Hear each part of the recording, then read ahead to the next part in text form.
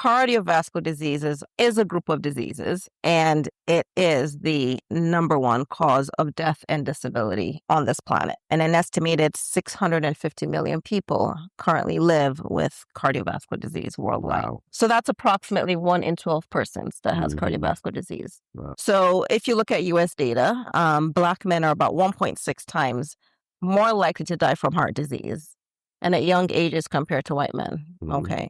They experience earlier onset of high blood pressure. They have higher rates of heart failure and stroke. They have greater mortality when they do have a heart condition, and they have more severe complications of these risk factors.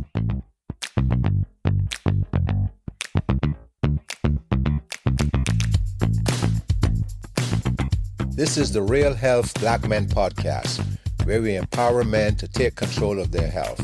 We provide vital information and build community support. Join us as we discuss everything from major health challenges to mental wellness to physical fitness.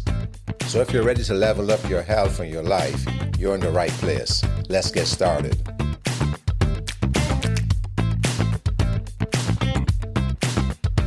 Well, welcome back to Real Health Black Men. Thank you for joining us. Thank you for your supporting us.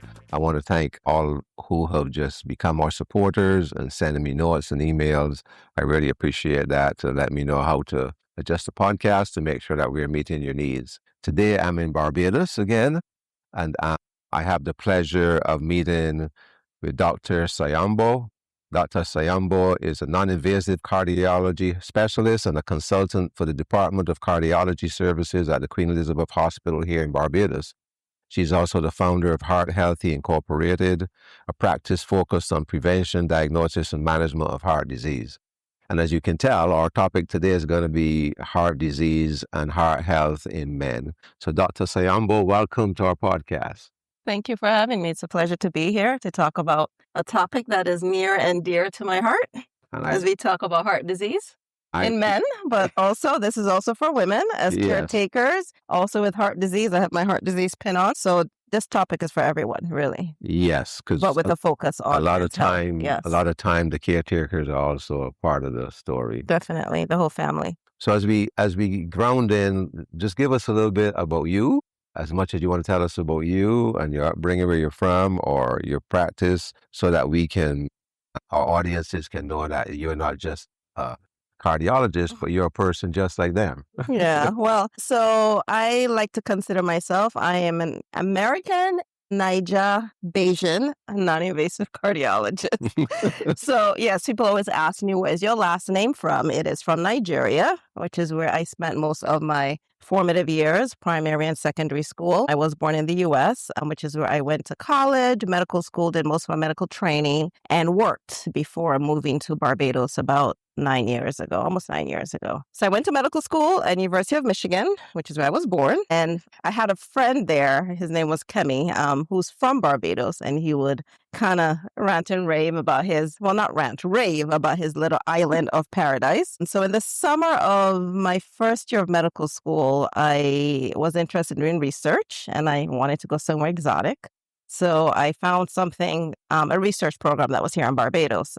It was a program sponsored by the National Science Foundation many years ago, and they sent us to the Chronic Disease Research Center here in Barbados, which was at the time under the leadership of Dr. Sir Henry Fraser. At the time, I had no idea what part of medicine I was going into. Cardiology was not on my radar. But interesting enough, our research was on acculturation and how Western values were beginning to impact the way of life in Barbados and leading to chronic diseases in Barbados. This was even before the fast food and chiffettes and things came around. And fast forward 25 years later, we know the impact it has and continues to have on the rise of heart disease around the world, acculturation and Western way of living. So as I mentioned, cardiology was not on my radar, but I did my cardiology rotations and I was hooked. I love the heart. I was fascinated by the heart. And I do like working with my hands, but I know I didn't want to be a surgeon. So cardiology sort of gave me a perfect balance of doing procedures, patient management, continuity of care. And, that's what I decided to go into it. So I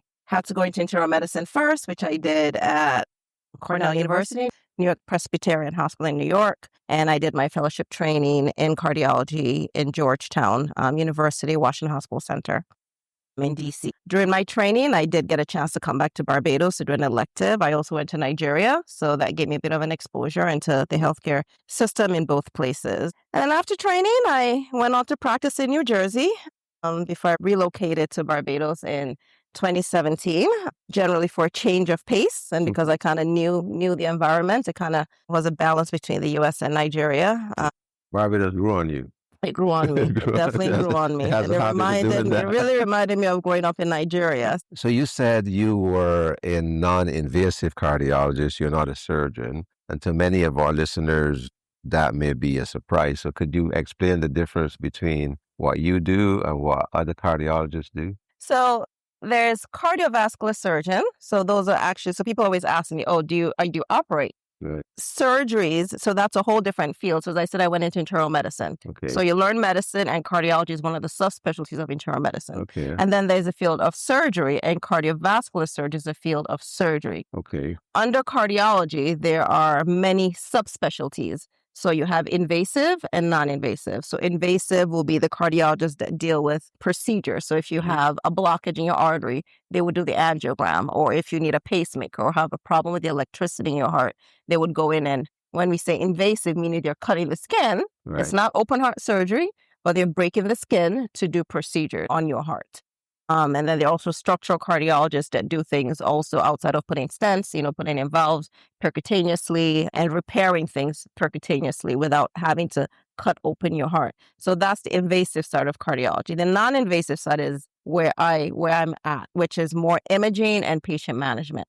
So all cardiologists, for the most part, all manage patients regardless. We all do a bit of imaging, but we focus more on the imaging side of things and the patient management. So the testing, so the stress testing, the echocardiograms, the ECGs, the Holters, using all of those things to make a diagnosis without having to go in and cut open the skin.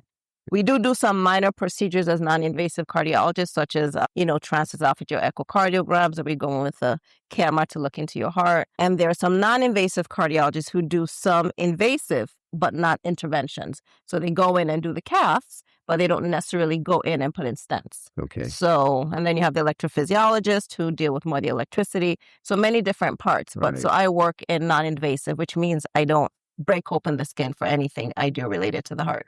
So most people think of the cardiologist as a cardiovascular surgeon. Yes. But it's a broader field. Yes, it's different. And their training is much different because they learn general surgery and then they branch into cardiology, whereas we learn internal medicine and branch into cardiology. But it is different depending on what country you go to. So in the U.S. and I think Barbados and the Caribbean, that's generally how it's done. Yeah. Okay. So what does your Heart Healthy Institute do here? Healthy Heart Imaging, Healthy Heart Inc. and imaging. So I love the balance of hospital work and private practice, continuity of care, prevention, managing people with heart condition, and helping them live healthy lives despite having a heart condition, or preventing a heart conditions by being proactive in terms of what they're doing. So most patients are referred to me from primary care doctors, or if they've been hospitalized, either because they're at risk of a heart condition or because they have symptoms that might be suggestive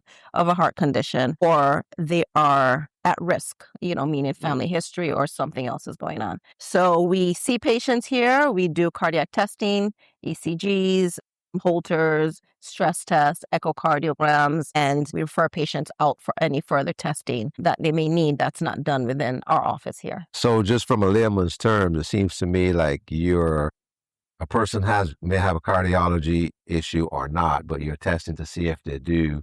And it doesn't mean that eventually they may not have to see a cardiovascular surgeon, but your work seems to me to be before that and looking at, are you healthy or not? If you're having a murmur or not, the stress test, that kind of stuff.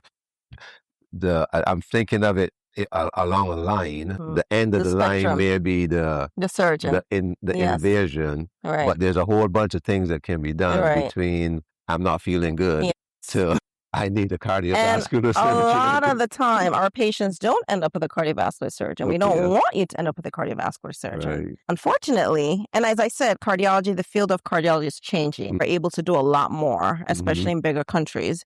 We're able to do a lot more that does not involve you going to a surgeon. So less invasive procedures that don't require cracking open the chest. But obviously that is, and seeing a surgeon is not the end of it, because the surgeon does their surgery and you still come back to us, the cardiologist. So we manage patients that have already seen the surgeon as well.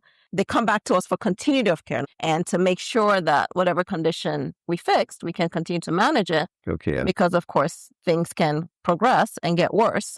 And you need maintenance to make sure that that doesn't happen. So we like to avoid the surgeons, but we do work hand in hand with the surgeons at the hospital. We have conferences where we discuss every patient we send to surgery. We have a cardiac team where we meet and discuss what the imaging, what the testing, what the symptoms. We talk about the patient, and then we send them to the surgeon. So we all work very closely together, but we want to avoid them seeing a surgeon if possible.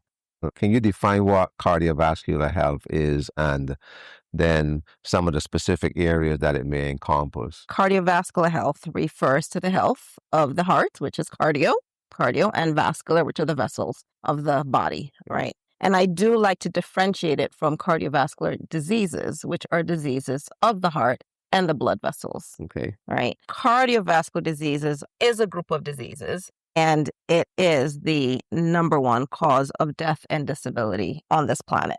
Planet meaning including Barbados. And an estimated 650 million people currently live with cardiovascular disease worldwide. Wow. So that's approximately 1 in 12 persons that has cardiovascular disease. Wow. When we think of cardiovascular diseases, we're talking about all the diseases that affect the heart and the blood vessels. So just to kind of go through them with you. And I think an easy way, well, I'll come back to the analogy, but so we talk about the diseases that affect the arteries. Okay, so arteries that supply blood flow to the heart. If there are blockages there, that can cause heart attacks, angina, ischemic heart disease, coronary artery disease. We also have diseases that affect the arteries going to the brain, which can lead to a number one cause of strokes. You have disease that can affect the arteries of the leg, causing claudication, or what we call peripheral vascular disease. And then you have all the diseases of the arteries, such as aortic aneurysms. You can have blood clots to the arteries that go to the lung, pulmonary embolus. And then we talk about the valves in the heart, which can also malfunction. You can have valvular heart disease. And then there's some rheumatic, which is diseases from infections in the past, strep, and other congenital diseases. We also have arrhythmias, which are diseases that affect the electricity of the heart. So these are all the spectrum of cardiovascular disease. And one important one I didn't say was diseases of the pump of the heart. That's heart failure. So all of these things come together and form the spectrum of cardiovascular diseases. So I like to kind of think about it as your home. You have plumbing, you got to make sure it's working. You have electricity, you got to make sure it's working. The pump itself, the valves, which would be the doors.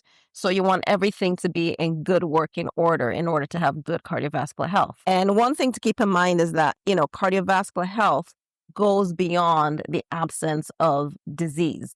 Really is just about focusing on how efficiently your heart and your blood vessels can help pump oxygen and nutrients throughout your body to make you live a long, healthy life. So what are some of the various aspects of cardiovascular health that we as people need to be aware of? This show is about Black men. Everybody has a heart, Right, so right. I'm sure there's not anything unique to Black men, but we can get later into how it Specifics, differentiates into Black men. Yeah. So what are some of the factors and some of the things that we Right. need to be aware of? So I think the best way to think about this is using the framework that the ACC, the American College of Cardiology, has sort of put out.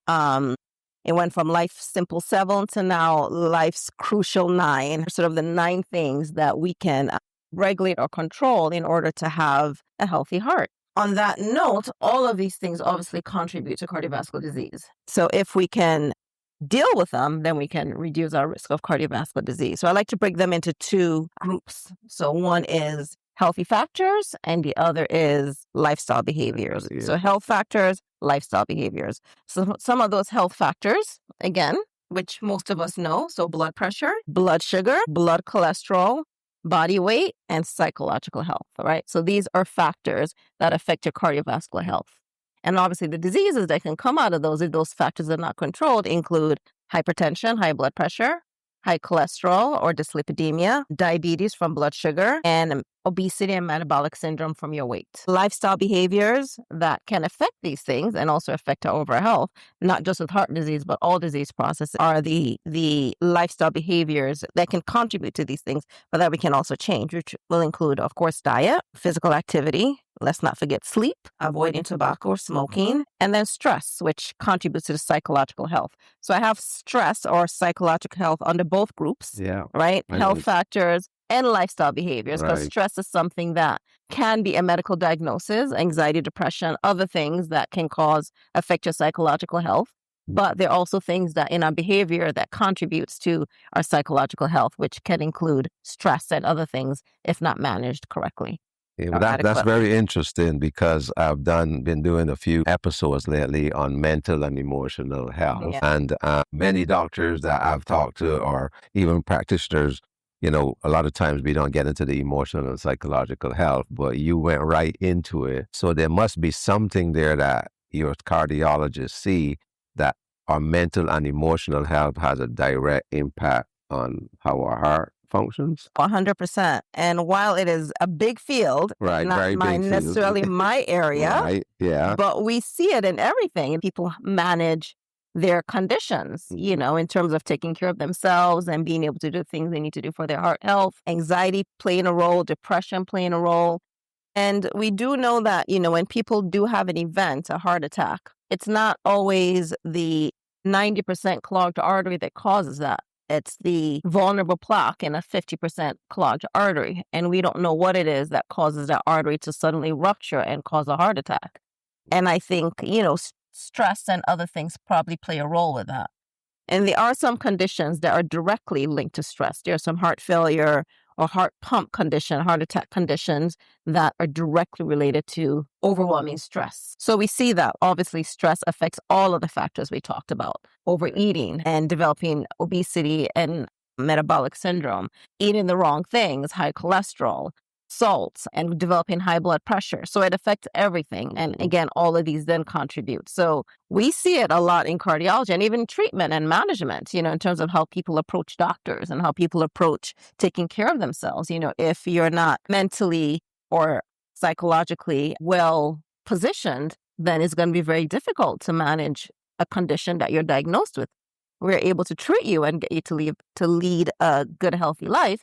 But if you can't manage those psychological factors, then of course it makes it very difficult, and you get sicker and sicker and develop more complications. So you may be doing all the physical things that you, as specialists, can help with, and other medical professionals, but then you go home to a situation that everything you might have just done for the last 2 hours begins to unravel, because the home situation or the geography where a person lives automatically then just starts. And sometimes, do you find that people are not even aware that these things are causing stress in their lives? Yeah, absolutely. People don't realize how much of a role it plays, and they ignore their health, one, because they're under a lot of stress, or they don't ignore their health. They're doing a lot. And I think there was a concept I was going to bring when we got to speaking about the genetic role that it plays. But there's something that I came across, the John Henryism effect. I don't know if you know what that is, but that's where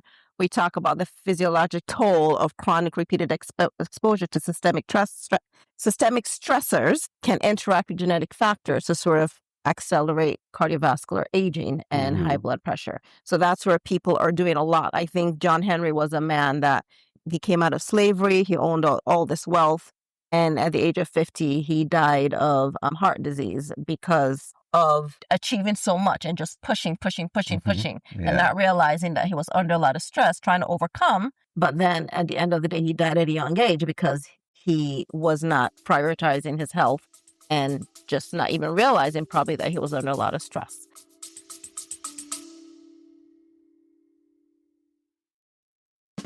Excuse me for one more month while I take the time to tell you about my new website, grantleemartelli.com. Here you will find links to all my podcasts, both audio and video versions, and other things that I do. So check it out, grantleemartelli.com. That's Grantley with a Y, and Martelli with a Y. And continue to follow us on Facebook and Instagram. Now let's get back to the program. Wow, that's interesting because as you're saying that, my mind just started to turn. This is not even on our plan, but I'm on a committee, a patient advisory committee back home, and one of the researchers the patient committee that I'm on is called the GEMS Advisory Group, and it's looking at the germline, the environmental, the social, political, and cultural aspects of lethal prostate cancer, right? You can probably apply it to heart disease too. And what it came out of is that they found that there are other things that they don't measure in the doctor's office that has an effect on a person's lifestyle and their health, and where you live could be where it is. Your germline, your genetics, but the environmental, social, and political things that people are into.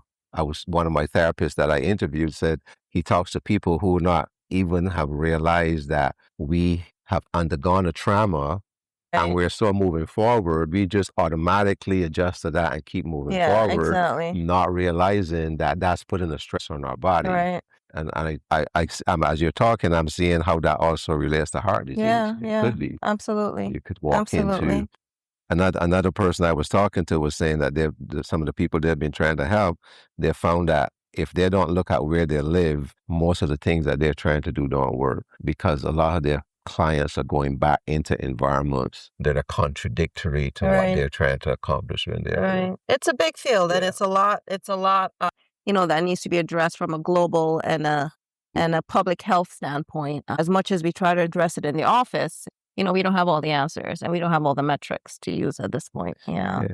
So just to finish up this section here, what does a patient need to be aware of in terms of what are their numbers or their things that they should be tracking? You mentioned some of it, but when we say like blood pressure or cholesterol or that kind of stuff, can you put some numbers to it that people can see it?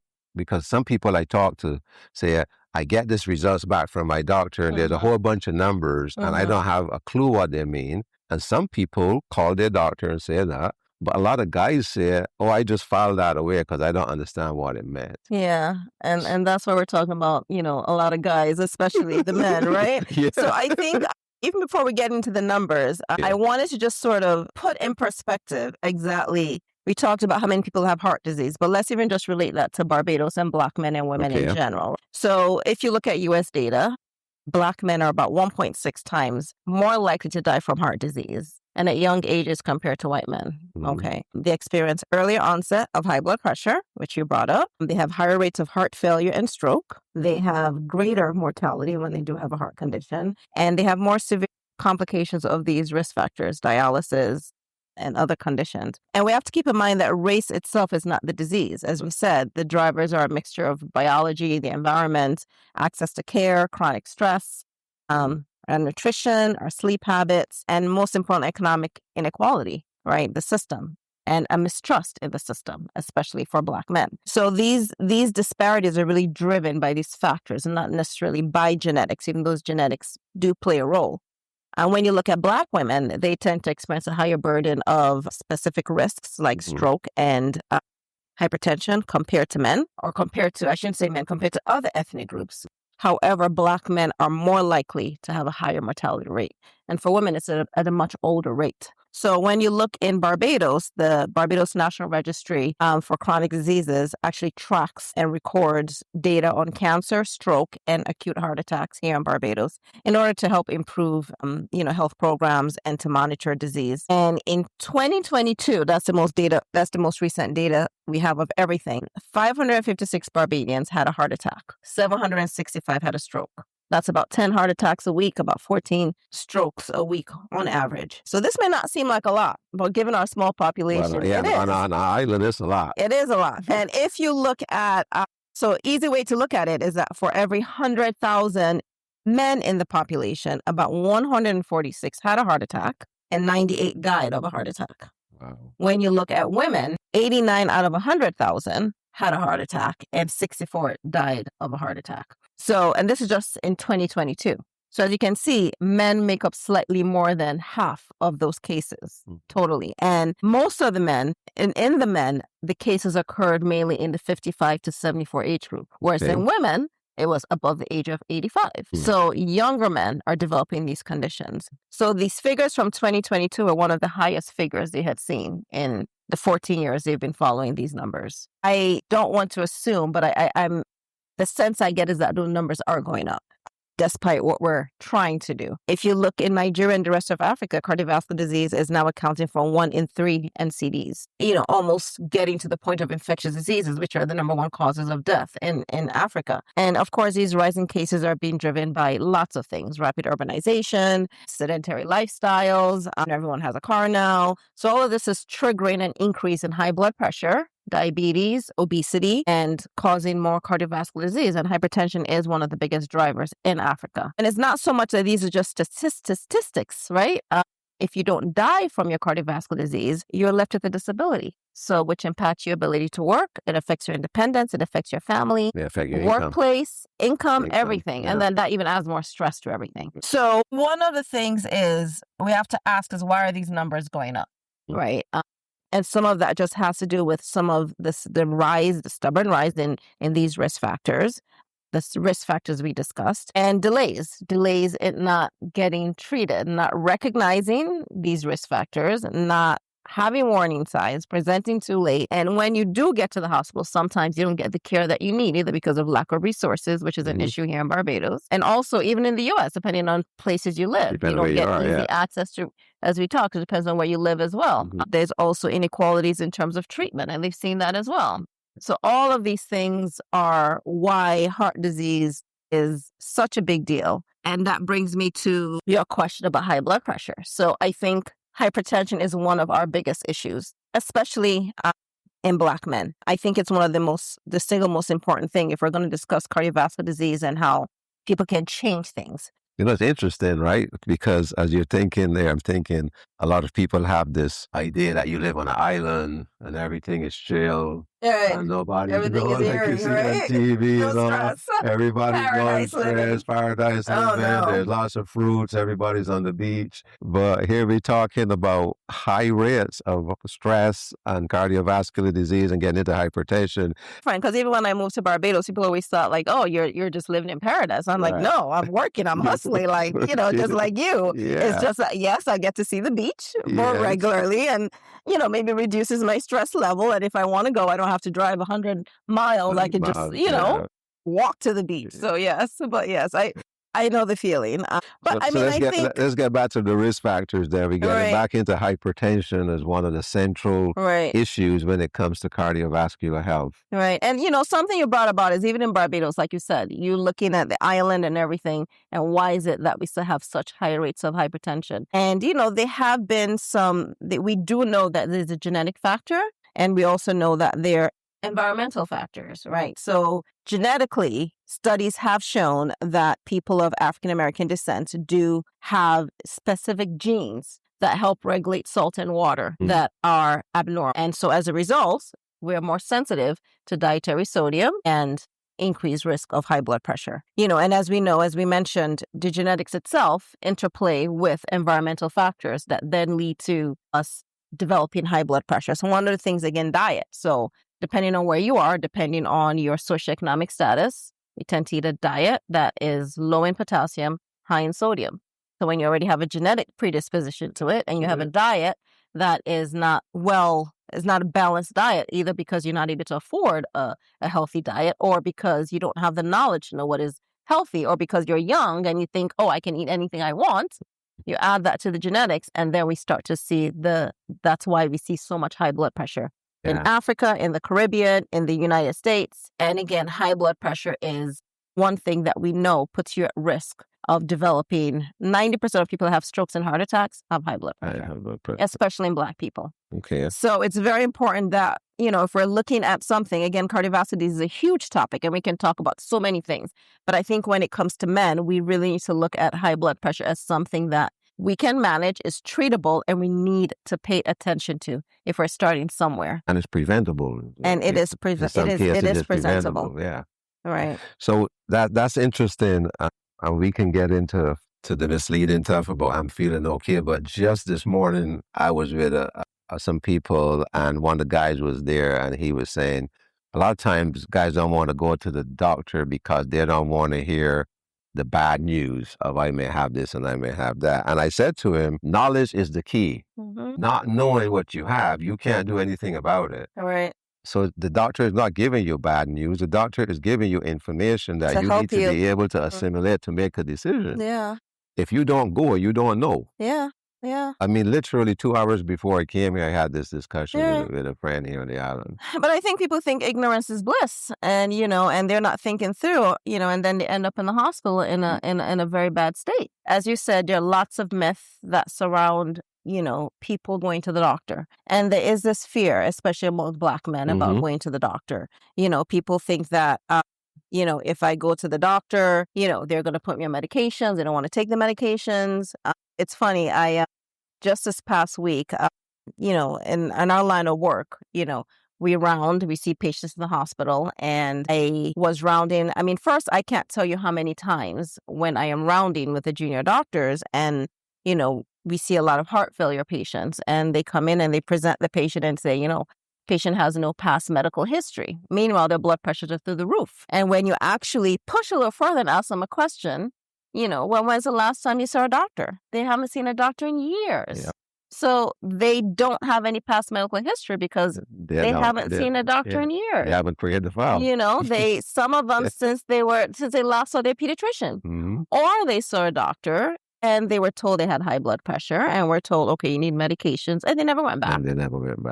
Yeah, or they go back and they just don't want to take the medications for many reasons. There was another issue is just the fear of doctors. There was another patient, that funny guy I saw in the hospital last week, and he presented because he was filled with fluid. His legs were swollen like 3 times the amount. He only presented to his GP because he had scrotal swelling. It had progressed up to the point that it was affecting his scrotum. And I asked him, when's the last time he saw a doctor? And he couldn't tell me. And so I asked him, I said, as I know I was preparing for this podcast, why is it that men don't like to see the doctor? And he said, well, I'm paraphrasing, of course, because, his language was a bit different. But I guess he was talking to a friend, and a friend was describing how he went to go see the doctor. And he said, don't nobody want, no doctor putting a finger up in my, behind and making me pregnant. So there's this misconception. Obviously, he doesn't mean making pregnant. Right. But he's talking about rectal exams. Yeah, he's talking about the discomfort that, Right. And look down on. So there's this fear that you're going to go to a doctor, they're going to do something without understanding that these things may serve your life. We want you to live a healthy life. We want you to live a productive life. And, it's about having a conversation, because there are many ways to skin a cat. And you have to see the doctor first, have the knowledge of what is going on, or even things to prevent you from developing a disease process so that you can, get the best out of it. And it's not your doctor's fault that doctor just presenting you the information. The doctors didn't cause you to have hypertension or cause you to have prediabetes. The doctor is just telling you what he's seeing. And I don't know why there is that mental block for so many of my brothers about getting that information and using it to make wise decisions. You don't know. I interviewed another Barbadian a while back, and unfortunately, he passed away this spring from another disease. But he said the fellas, right? That's how we say it in Barbados. He said the fellas always saying, you ask them, how you doing? I all right. I all right. He said everybody all right until they bend over in pain, and then they say, I think you need to call the doctor for me. Right? And what he was saying was that, fellas, don't wait till somebody got to call the doctor for you. You need to go to the doctor while you're still all right. Right. Because all right is okay, but that doesn't mean you don't need to see the doctor. But we were just laughing the way he was putting it. He said, everybody all right. Yeah, no symptoms. They think no symptoms, so lots of myths. No symptoms means no problem. Right. I'm okay. I'm young. I'm safe. Right. Yeah. Right. Some people think, well, I work out, so of course I can't have heart disease. I mean, you had someone on your podcast who, gratefully, and I thank him for sharing his story. He was an avid fitness enthusiast, and he had heart disease, which was surprising to him. Serious. So Other myths is that blood pressure medications cause erectile dysfunction. You also had someone on your podcast that it's not the blood pressure medicines. I mean, there are a few, okay, but most of it is a disease process. So that's another myth that people think. And some people are like, well, it's inevitable. I'm going to get high blood pressure. I'm going to get heart disease. So you know what? I'm just going to avoid the doctor and do nothing about it. Yeah. I had a close friend who that was a situation. He had a family history of heart disease. And I think he just felt it was inevitable that was going to be him. And he just did not want to get help. And unfortunately, he passed away. And by the time he realized he had symptoms, it was too late, despite being counseled on getting checked, on, trying to get the cholesterol down and get things down. So there's this fear, and I think there's also this sort of, it's inevitable and there's nothing that can be done about it. There's a lot that can be done about it. And you can live a long, healthy life, even if you're diagnosed, or even to prevent being diagnosed. If you know you have a family history and you're proactive about getting your numbers checked. I have a family history of diabetes, so I have to be careful, right? I know there are things I should be doing so that I don't develop that, so that I don't develop, complications of that down the road. Yeah, there's so many things you can do with early detection and prevention that prevents you from getting it. Let's talk a little bit about the cultural factors. We have dietary factors. So, food is really important in cultures, all cultures, and you know this, and I know it from our cultures.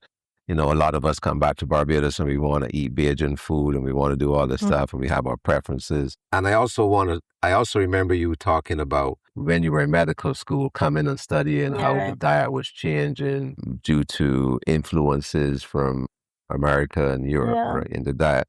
So let's talk about dietary factors a little bit from a cultural perspective, because it doesn't mean that it's bad, but what do we need to be aware of about how our cultural preferences or cultural lifestyles may affect us health-wise? I think, as you said, it's a good question. Food is very important, and not just food, but good food. People want to eat good food. Good food. Good food can be expensive. Our stressful lives make it hard for us to make good foods at home. So when you add that into the equation, what happens is people are eating out a lot. All right. And back then, so one of the things we looked at, we went into the polyclinics and sort of had focus groups and discussed with, people about their dietary modifications and what they were doing. And you could tell that people were moving away from home cooked meals where you use ground provisions and healthy, your proteins and your plant-based diet and healthy things to cook, chicken, to moving into now convenience foods, right? You don't have enough time to cook.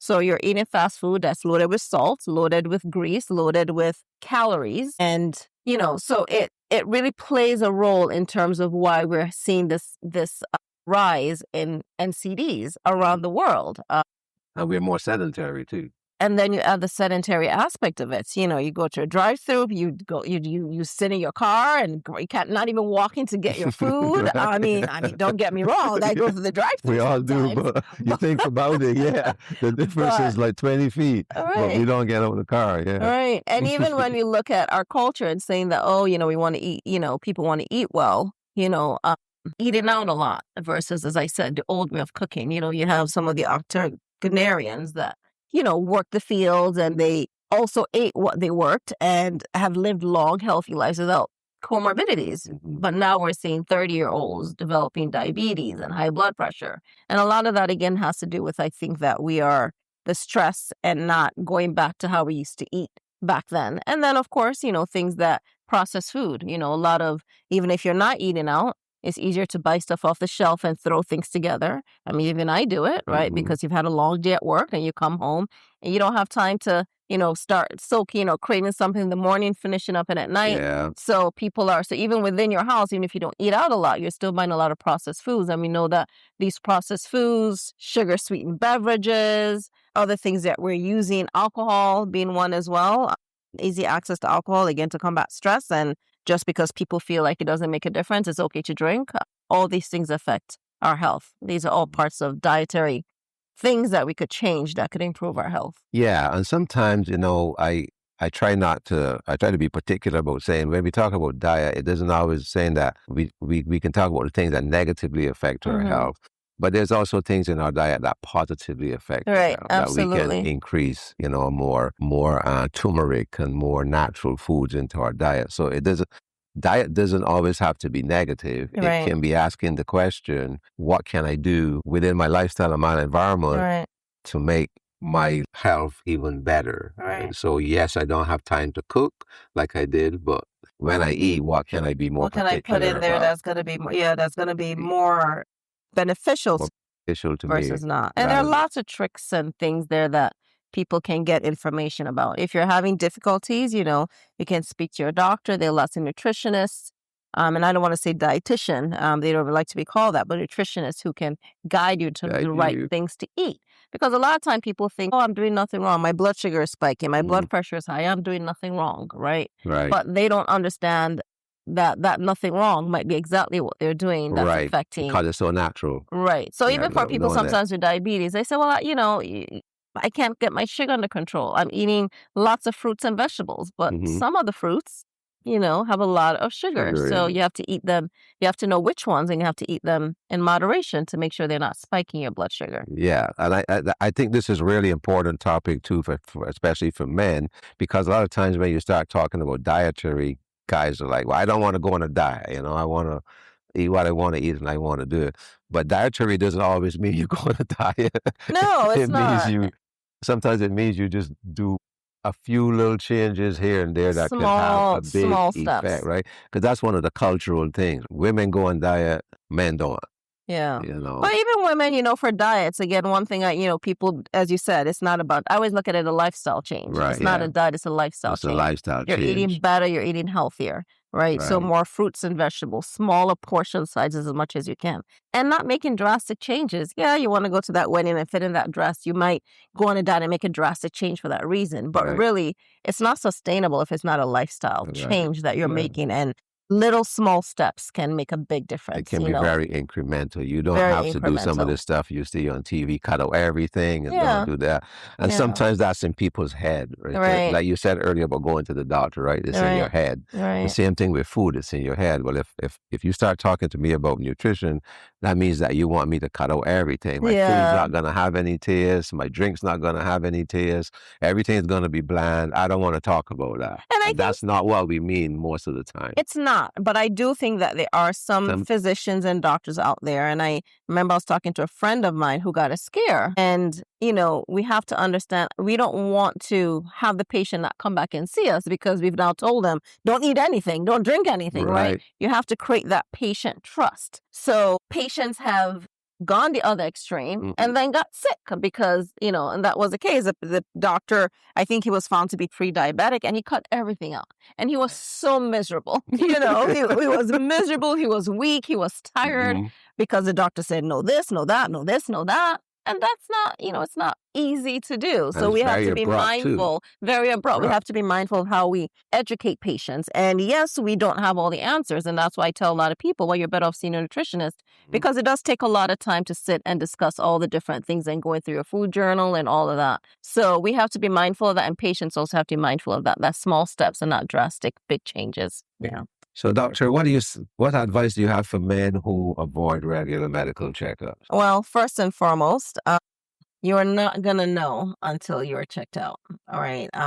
We always, one of the things that one of the campaigns around the world and even here in Barbados, Heart and Stroke Foundation is to know your numbers. You had asked about blood pressure. So if you don't see your doctor, how are you going to know where you lie, right? Knowing what your blood pressure is and what it should be. Normal blood pressure is less than 120/80. That's normal blood pressure. People think only the diastolic being high is the issue, or that 130, 140 is fine. Sometimes I ask people, what's your blood pressure? Oh, my blood pressure is fine.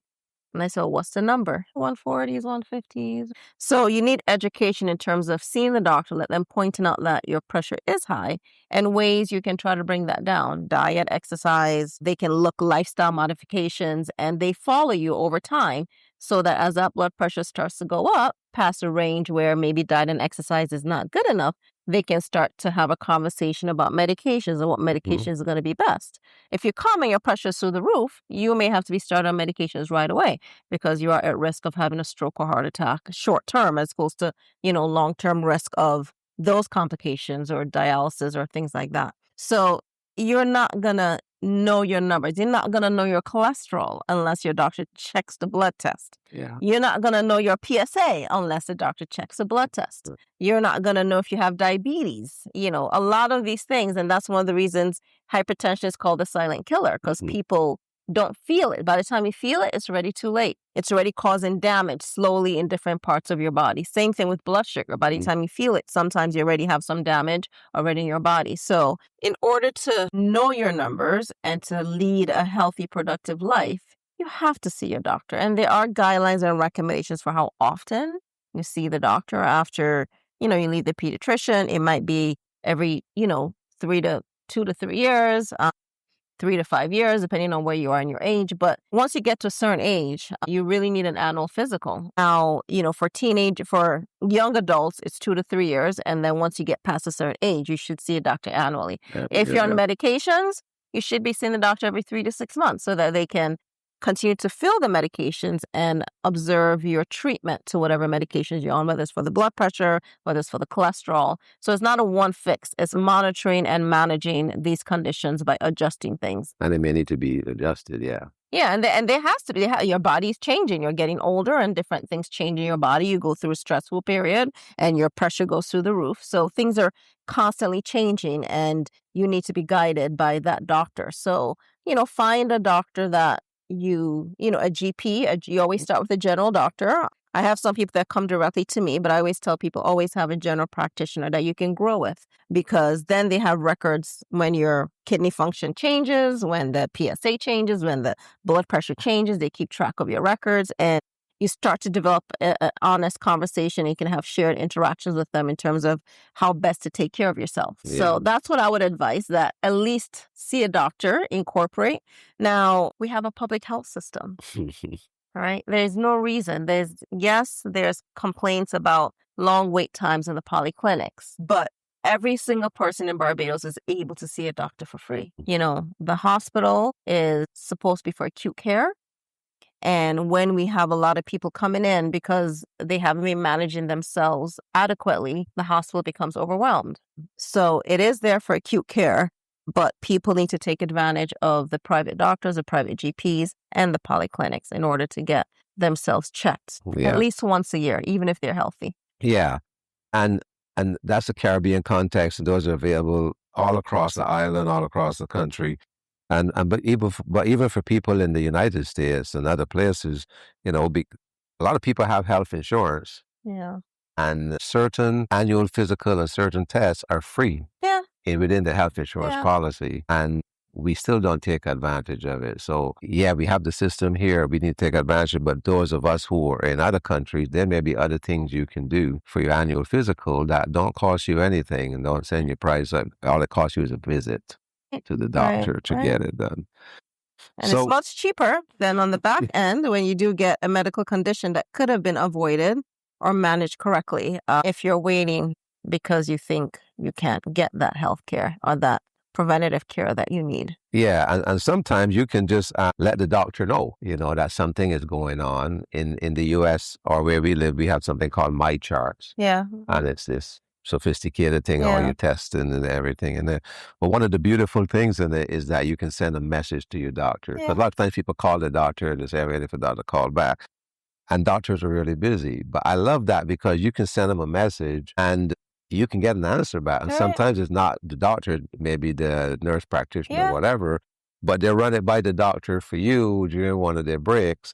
And then they get you an answer back to your question. Right. I mean, that is like beautiful.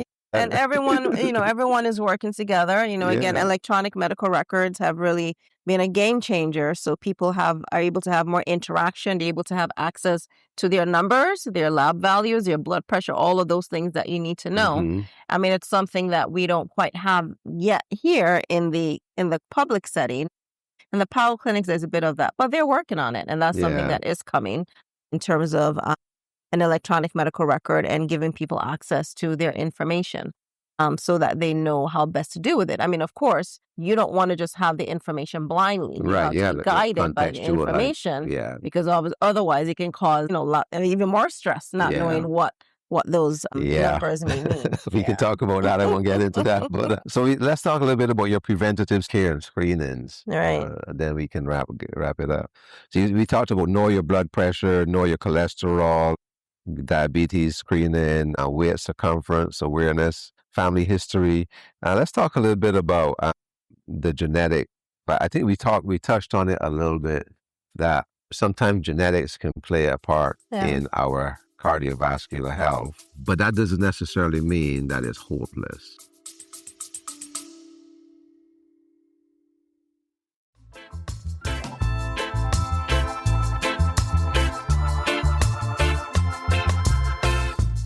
There are lots of changes happening in the world today. It's troubling the way that science is being replaced by political ideology and myths. We as people of color don't have the luxury of being victims of ideological debates. There's over 50 years of evidence of the disparities in health outcomes and healthcare quality for people in our communities, and death is irreversible. We know that science wins, so we have to now more than ever seek out credible voices, competent medical professionals, and grounded research, because our lives depend on it. We need to take control of our health and of our health care, and we need to become our own advocates. This podcast will do its part, and there are other credible sources out there for you to turn to.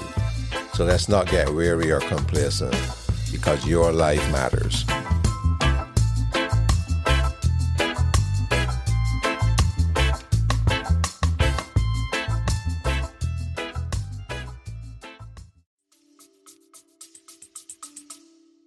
No, not at all. The whole goal is whether you have heart disease or you're preventing heart disease, it is treatable. And you can live a full life with that. But it's important to know what your risks are. Family history is very important from that standpoint. So one thing I do know, I mean, a lot of the older people, the older folks, they didn't like to bother their children. They didn't like to tell them what was going on. They for fear of putting that weight on them or scaring them. But it's important to know, like, one of the questions I always ask when I see patients is family history of sudden cardiac death, and what was the cause? Do they know what happened? Or they might say, yeah, my mom has heart disease, but they're not really sure exactly what it is. Well, you have to know these things. Just because you know it does not mean you are going to have that disease process. Right. But it helps us know what to screen for. It's kind of like with breast cancer. If you know you have a family history of breast cancer, you should get screening early at an earlier age than someone who may not have a family history. So it's not just cancers, but even for heart disease, what did the parents or the grandparents die of and what age did they die from? So that, as I said, not every genetic condition is passed down. Very small amount is passed down. But it's important that you know so that you can adjust your lifestyle and know when to seek a doctor, especially if you're having symptoms that you're not quite sure about, so you can address those things and prevent a complication. So what are some of those then? Heart disease or cardiovascular disease has a wide spectrum depending on what you're looking at. But one of the things that we especially worry about, especially at where time is essence, is heart attacks and chest pain. Right. So chest pain, chest discomfort, chest pressure, shortness of breath, especially acute onset of shortness of breath, passing out. So losing consciousness. Again, losing consciousness could be dehydration, but it could be an arrhythmia. It could be a heart condition. Swelling in the legs. That could be a sign of heart failure. It could be a sign that you just have venous disease, but it could also be a sign of heart failure. So anything that is out of the ordinary, sudden symptoms, you have to get urgent or emergency care. Chronic symptoms, again, you may follow up with your GP who may have a history and be able to do some initial investigations before they then go ahead and either refer you or manage whatever symptoms it is. But in terms of heart attacks, strokes, those are acute conditions that require emergency treatment. So any loss of function, loss of speech, loss of strength, sudden loss of strength, those are all signs of strokes. And then the signs of heart attack, as I mentioned, sudden onset of crushing, chest pain. Women may present differently than men when it comes to heart attack symptoms. So if you're feeling something that is out of the ordinary, then you need to present. For some, it may be as simple as fatigue. So again, you should, know your body, but also know when something feels different. Because time is muscle. Yeah. So we didn't get into the specific cardiovascular diseases, but the concern is, and a lot of people, again, think they're just having heartburn. If that artery gets clogged because of atherosclerosis, which is plaque, we talked about heart disease being a disease process where the vessels can get clogged up due to high blood pressure, diabetes, all those things. But that plaque that forms in your arteries can then rupture and cause a clot to form, and then you don't get blood flow. So blood flow ceases. If blood does not reach an organ, that organ is going to die. And that's what a heart attack is. So if they do not get you in within 90 minutes, we say 90 minutes to 6 hours, 90 minutes is the golden time to open up that artery. That muscle is going to die and it's not going to recover. And that's how people develop heart failure, because of one of the causes of heart failure, among other things, is when that muscle dies, the heart goes from pumping at normal 60 to 65% to pumping at 30 or even 20 or even 10, 15%, because that muscle is now gone. So certain conditions, same thing with a stroke. If you cannot open up that artery, then that muscle in the brain dies. If you get acute care and they can open up that artery within a period of time, you can get complete recovery and heal completely. So that's why we take chest pain very seriously. What are 3 key takeaways that you would like our audience to know about our discussion today, from our discussion today? Yeah, I think, I think it all, you probably can figure that out from most of, the conversation. They go hand in hand. Know your numbers, have a primary care doctor, and get your physicals, see your doctor regularly. And I think one of the messages that we have to put out there is that heart disease is preventable, it is treatable, and we need to spread that good word and not spread myths about heart disease. It's treatable, it's preventable, know your numbers, and see your doctor regularly. So if anyone takes anything out of this, see your doctor, know what your numbers are doing, and if you have concerns about it, you need to have a discusussion. Yeah. And then check in on your friends and neighbors and let them know that, you need to get checked out. Yeah. And keep your numbers in your phone. That's what I do now. I have a note there, and I keep my numbers in there. I keep my medication, everything in there. Right. So if I go to the doctor or a new doctor and they ask me whatever, I just put up the note and I say, here. Yeah, I'm a stickler. I'm a stickler for that. I tell patients I know that life is hectic. Everyone has a phone, all right? They keep everything on their phone. And sometimes part of our job is managing the medications you're on, knowing what is going on at home and the office. A lot of people have what we call white coat hypertension, where they're in a doctor's office and their blood pressure is just through the roof. Yeah, so one of the things I advise patients is keep track of your blood pressure at home. It's not just about knowing it in your doctor's office. We didn't touch on that, but it's important that you keep a diary at home. If you do have high blood pressure, make sure it's well controlled, not just in the doctor's office. And know your medications, because God forbid you end up in the emergency department or you end up somewhere. You want to be able to tell them what you're on so that we don't cause a medical error by giving you something that interacts with something. Yeah. And I learned also not just the name of the medication, but the concentration of the medication. And the dose. The doses, yeah. It can't be that little white pill or that little pink pill, because there's thousands of white pills, but people always tell you that pill. I'm like, please take pictures of your medications. You don't have to bring the bottles. If you bring the bottles, great. But take pictures. But there's also a lot of polypharmacy. Right. So you're seeing this doctor, you're seeing that doctor, and I may prescribe something. Another doctor may prescribe something. So sometimes people are taking two of the same medication, and then they don't feel well, and they're blaming it on the medication, but it's also because they're not taking it correctly or they're mixing it up incorrectly. So all your doctors should know exactly what you're taking, even if it's not related to whatever condition you're treating them with. Just make sure they're aware that this is what I'm taking.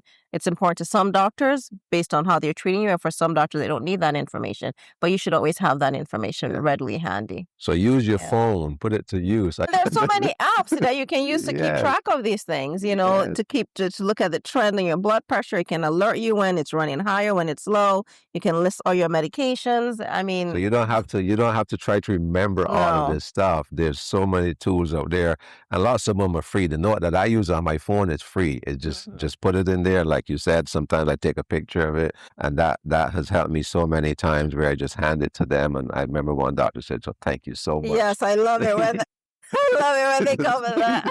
So I this mean, is, we tend to tell our patients, especially our new patients, they're coming in. so let's end on hope. Let's end on hope. What are some community-based solutions and things that we can do? This is a reality for us, but it is not the end of the world. No, no, we all have to. Yeah. I mean, I think at the end of the day, we have to be each other's, what's the word? I don't want to say neighbor, but look out for each other. Keeper, right? There's the word. There are lots of ways to get the care you need. Churches, lots of health fairs people have, reaching out to people if you have a question or a problem. So outside of the doctor's offices I'm talking about, and of course there's organizations like the Heart and Stroke Foundation of Barbados that does advocacy. They do training, they do teaching, they do rehabilitation, and they try to spread the word. They do campaigns where they spread the word about heart disease and diabetes and obesity. So, there are lots of tools, not just Dr. Google. Dr. Google, you can get some information, but Dr. Google can also cause confusion and anxiety. And stress. And a lot of stress. So Sometimes you get overloaded. Yeah, use your community, use the people at hand that can help. And then we already spoke about, just having a relationship with your doctor. The whole goal is to live a healthy heart life. And that is definitely doable, even if you're already diagnosed with heart disease. Yeah, it is. It is possible. So how do people get a hold of you, Dr. Soyombo, if they would like to ask any questions, or if in Barbados or outside of Barbados? We have an email address. Our office is healthyheartbarbados@gmail.com. So you can send us an email. In Barbados, you can call our office if you have questions, 417-3436, and they can definitely reach me that way. Yeah. And I'm also at the hospital, of course, the hospital operator. As well, yeah. Yeah. Okay, well, thank you very much. And we will put in the show notes some more information about Dr. Sayambo and the information about how to get in touch with her if you have any questions. So check that out as well. And thank you for your support again. And Dr. Sayambo, thank you for taking the time today. I really appreciate you. Yeah, and thank you for doing this and shedding light on heart disease, especially in our men. Thank you. Encourage them to take better, or good, I shouldn't say better, care of themselves. Thank you. Write us at realhealthblackmen@gmail.com. realhealthblackmen@gmail.com. To support this podcast, go to buymeacoffee.com/realhealthblackmen. buymeacoffee.com/realhealthblackmen. And to become a corporate sponsor, send us an email.